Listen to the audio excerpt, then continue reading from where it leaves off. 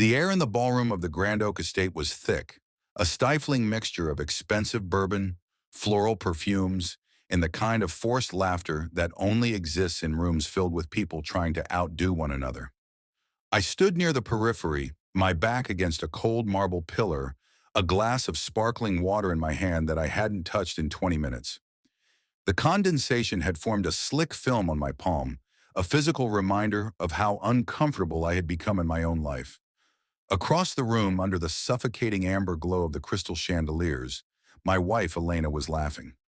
It wasn't the quiet, intimate laugh she shared with me over morning coffee, the one that started in her chest and ended with a crinkle at the corners of her eyes.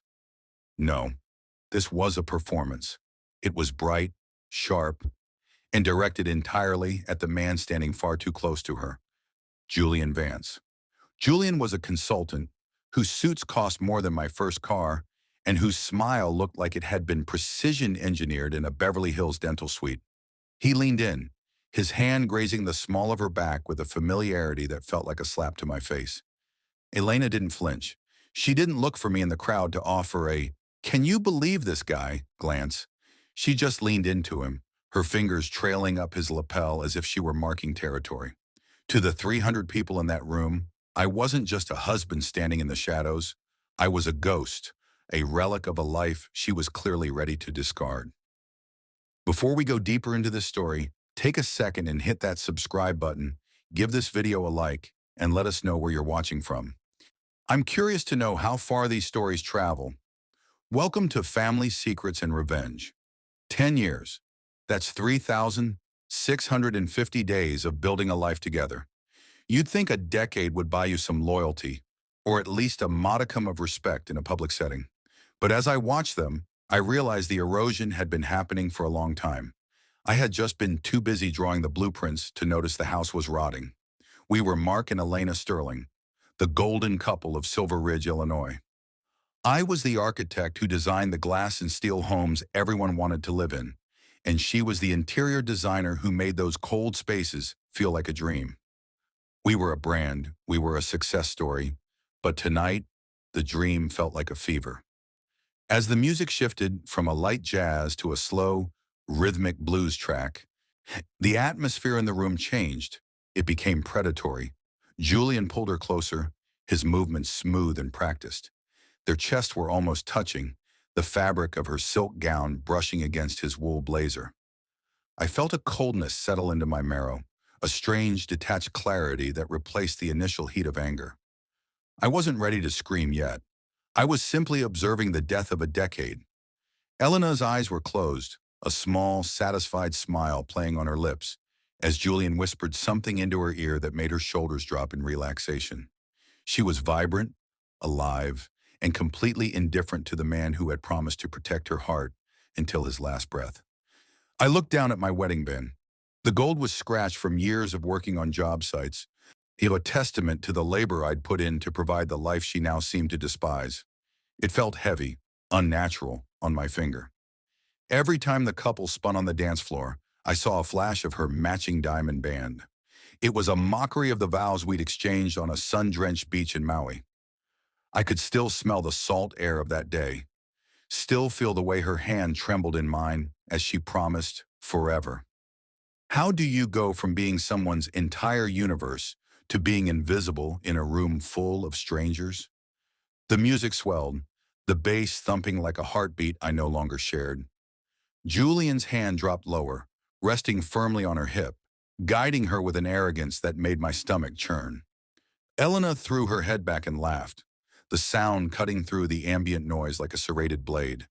She was enjoying being the center of attention, relishing the hushed whispers of the socialites around her. She knew I was there. She knew I was watching. And that was the point. She wasn't just dancing with another man. She was dancing on the grave of our marriage, daring me to do something about it. I didn't cause a scene. I didn't storm onto the floor, pull them apart, or throw a punch that would be the talk of the Silver Ridge Country Club for the next 6 months. That would be too easy. Instead, I set my glass down on a passing waiter's tray with a deliberate, steady hand. I turned my back on the lights, the music, and the woman I no longer recognized. I walked through the heavy oak doors of the estate, the silence of the hallway a jarring contrast to the chaos of my thoughts. The cool night air of the parking lot was a shock to my system, pulling the humidity of the ballroom from my skin.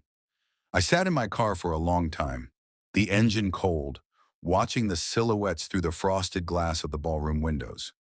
I saw them pass by the window again, locked in that same intimate embrace, two shadows merging into one.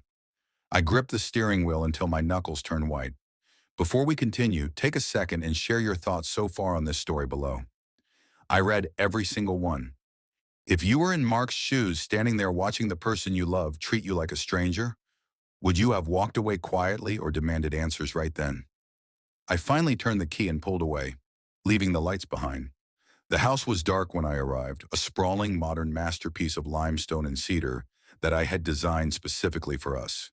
It was meant to be a sanctuary, but as I walked through the foyer, it felt like an elaborate stage set for a play that had been canceled. I didn't turn on the lights. I didn't need to. I knew every corner, every shadow, every expensive fixture Elena had chosen to fill the void between us. I went to the safe in my office, hidden behind a framed blueprint of our first project. My heart hammered against my ribs as I punched in the code. I pulled out the thick manila folder I'd been hoping I would never have to use. It wasn't that I suspected an affair, not exactly, but as an architect, I've always known that you have to check the foundation when the walls start to creak.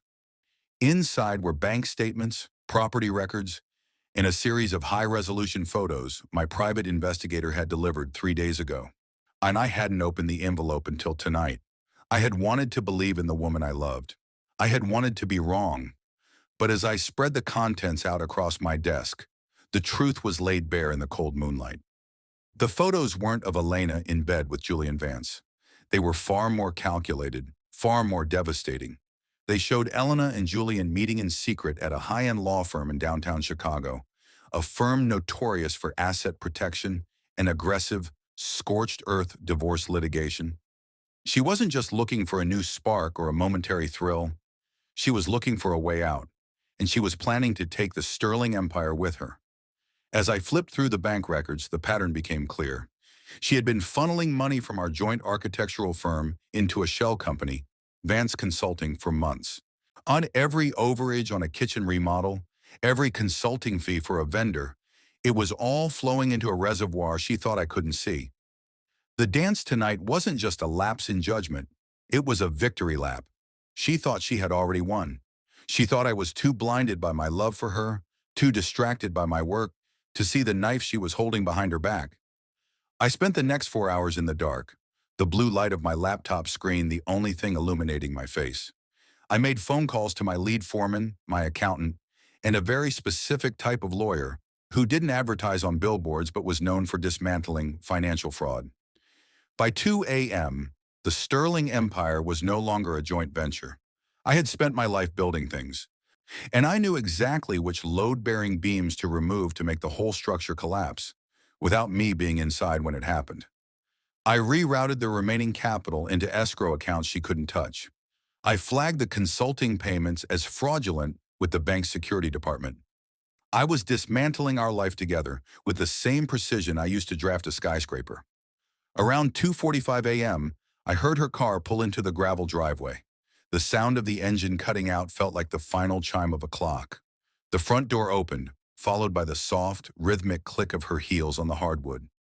I sat in the darkness of the living room, a single lamp dimmed to its lowest setting, waiting for the woman I had once called my soulmate.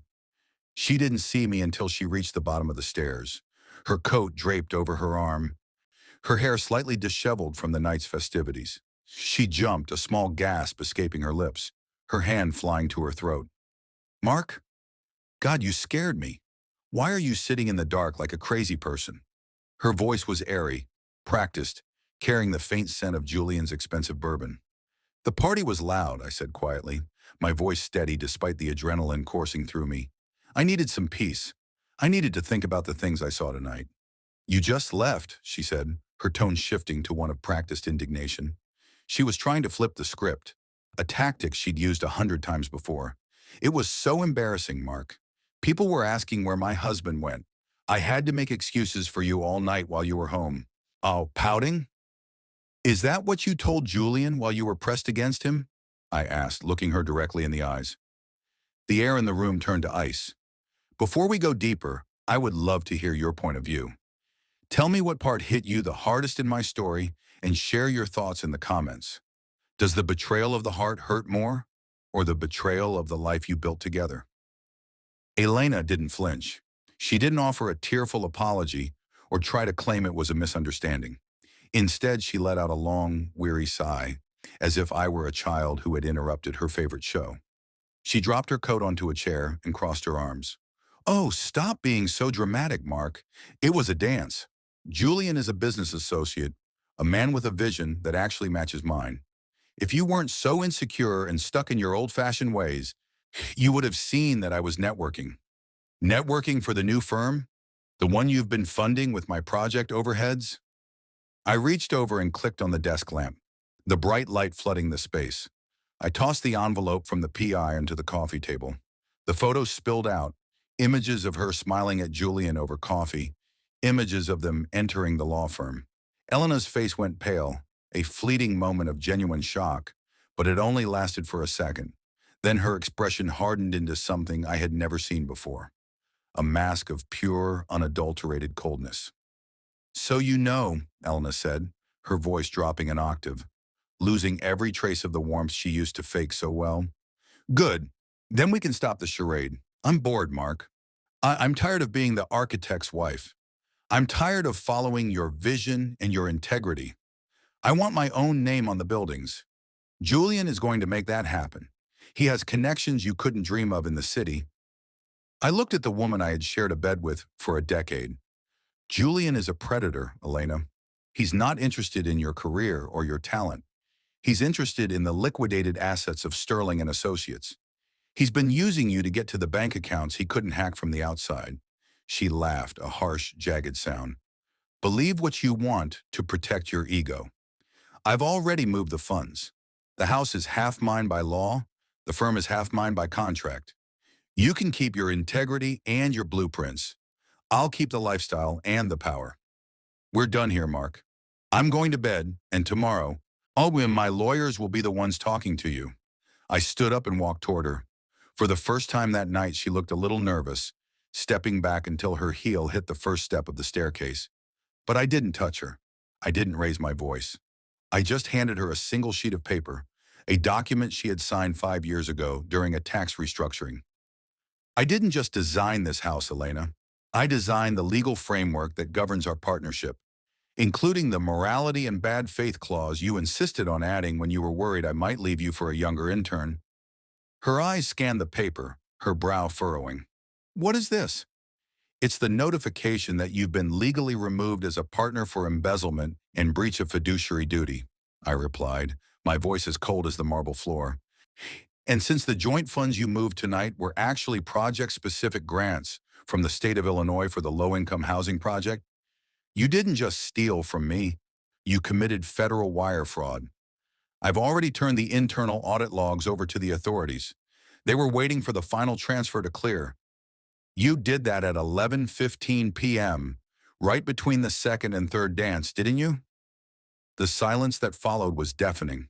The arrogance drained from Elena's face, replaced by a gray, sickly pallor. Her hand began to shake, the paper fluttering in her grip. You wouldn't... Mark, you'd go down too. It's our firm. Your name is on the door. You'd destroy everything we built just to spite me. No, I replied. Ian, I reported the discrepancy as a potential external hack the moment the first cent left the escrow account 3 weeks ago. I've been working with the bank's fraud division to track the destination. I'm the whistleblower, Elena. I'm the victim of a rogue partner. You're the lead defendant. And Julian? I checked his records too. He's already under investigation for a massive Ponzi scheme in Nevada. He wasn't your partner. He was using you as a lifeboat because his own ship is sinking. Before we go deeper, I would love to hear your point of view. Tell me what part hit you the hardest in my story and share your thoughts in the comments.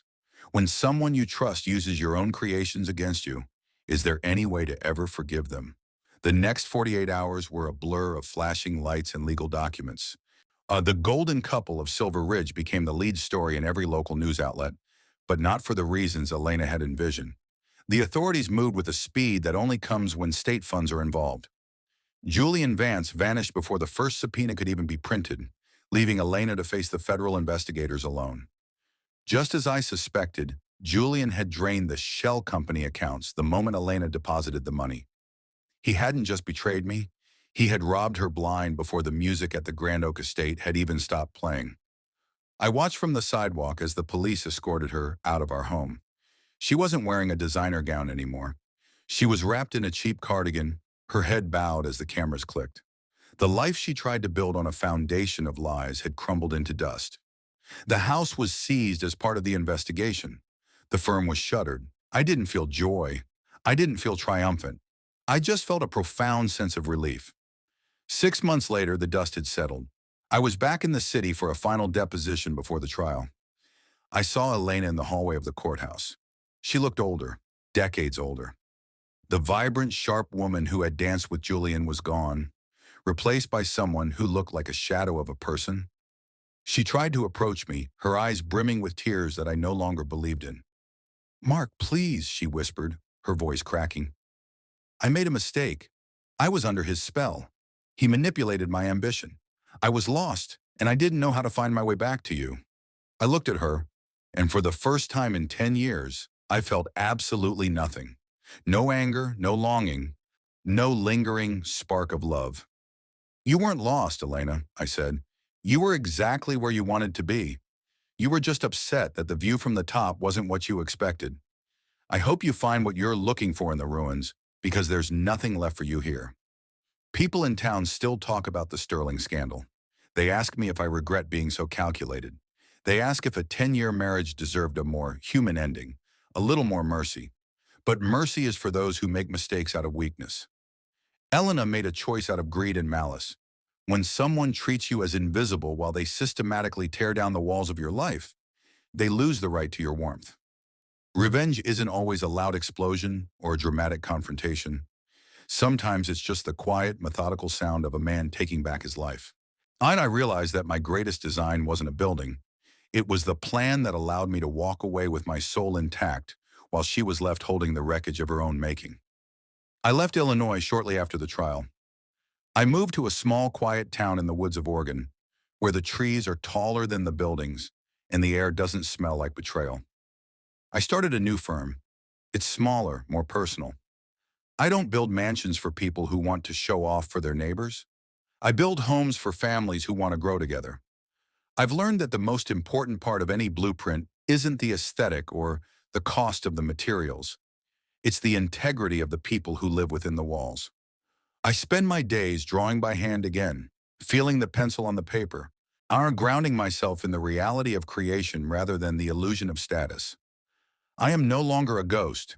If you were in Mark's shoes, having to choose between saving your legacy or saving a person who was actively trying to destroy you, would you have made the same choice? Let me know in the comments. The world of family secrets and revenge is often a mirror. We see what we want to see, the beauty, the success, the smiles, until the light hits the glass just right and reveals the deep, jagged cracks underneath. Elena thought she was the master architect of my destruction, but she forgot one crucial thing. I'm the one who knows how to read the plans. I knew where the flaws were because I had spent 10 years trying to fix them. If there is one thing this journey through the dark has taught me, it's that loyalty is the only currency that doesn't devalue when the world gets cold. When you find someone who truly sees you, protect that bond with everything you have. But when you realize you're being treated like a ghost in your own home, don't wait for the walls to fall on you. The fire that burns your house down can also be the light that shows you exactly which way to run. Thank you for staying with me through this long journey of betrayal, shadows, and ultimately rebuilding. This story serves as a reminder that even when you feel invisible, your actions, your patience, and your silence hold immense power. Success is the best revenge, but a well-executed legal defense is a close second. Thank you so much for watching this story on Family Secrets and Revenge. If this story moved you or made you think twice about the foundations of the relationships in your own life, Please hit that like button and subscribe for more cinematic narrations. We want to hear your overall thoughts. Was Mark's revenge justified, or did he go too far by involving the authorities? Share your perspective in the comments below, and don't forget to share this video with someone who needs to hear it. This is your home for stories that cut deep. Until next time, keep your secrets close and your eyes wide open.